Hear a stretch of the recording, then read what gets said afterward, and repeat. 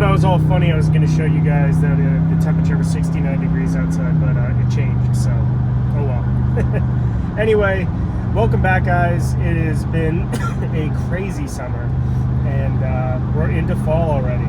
So, as you know, race season was nuts. We had failures, we had deadlines missed, motors blown up, transmissions getting built, the whole 9 yards. Racing is not easy. It is not easy whatsoever, and we had a rush to get to PittRace for GRIDLIFE's closing event on the East Coast here for the championship and everything.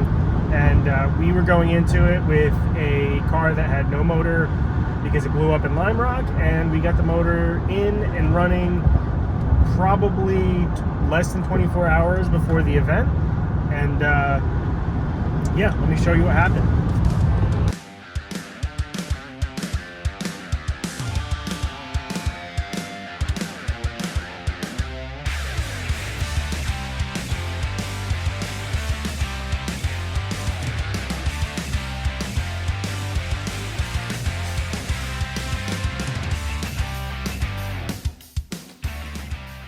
Nothing really happened, and actually, I know you guys haven't even seen the car since Lime Rock and I blew it up.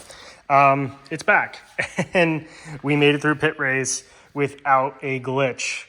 Car came back in one piece-ish, and I'll explain to you why I say that, but we didn't get a chance to change the front ducting, which didn't actually cause any problems at this race. So the overheating issue was definitely either something wrong with the other motor or the fact that I didn't turn the fan on.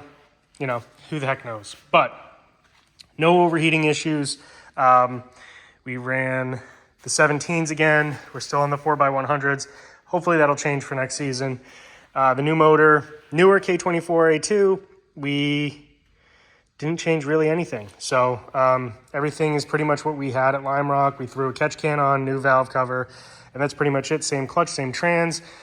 We did the short gear ratio transmission, which I think with the 18-inch wheels that I do plan on running in the future, that won't have as close of a gear ratio of running out of gear at most of the longer tracks. So anyway, we did have to sacrifice something, and let me show you what we did. So the car didn't break, but we did sacrifice some suspension pieces for Evan McLaren's championship, and it all was kind of for naught, but we ended up stealing, you probably can't even see it, lower control arm and compliance bushing off this car for Evan after Saturday night's last session. So I ended up sacrificing one session on Sunday morning, which ended up being a rain session anyway, but we didn't want to take the chance of Evan not being able to get out on Sunday if it was dry, because he was beating Pete. I won't get crazy. Pete and Evan went into PittRace tied. And to win for the championship, you had to win and have a track record, I believe. Well, you pretty much had to do both, because if one person won and the other person, I think Pete had to win. Evan didn't have to necessarily win, but he couldn't let Pete win and record, because that would have beat him out for the season. So long story short, I sacrificed my stuff. I was probably the only person that had similar parts to him at that event. I was also willing to pull my car apart and, you know, let him have it. But, you know, I've tried to support Evan this season as best as I can to help him try to compete. I didn't have to really do much, just certain little things that I was able to help him with, you know, parts-wise and stuff. So hopefully you guys get a chance to watch some of his stuff and check him out. He's Big Mac VTech on Instagram, but he is the 2024 Club TR GRIDLIFE champion this year. Every event that he entered, he won, and he had 3 track records this year, so unbelievable. Killed it. Car is very, very simple.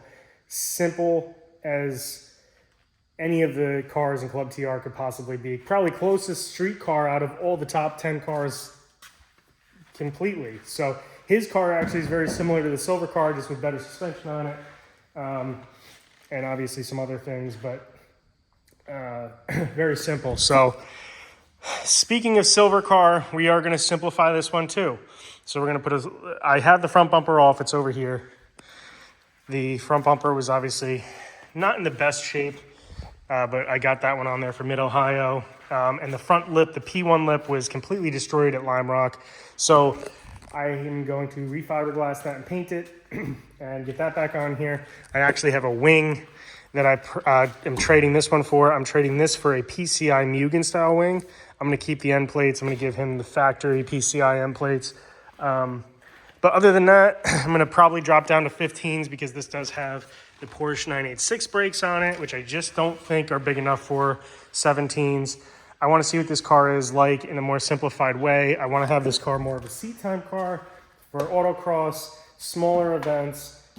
It's still an animal, but I want to simplify this one and just, you know, keep this black beast as the competition car for the most part.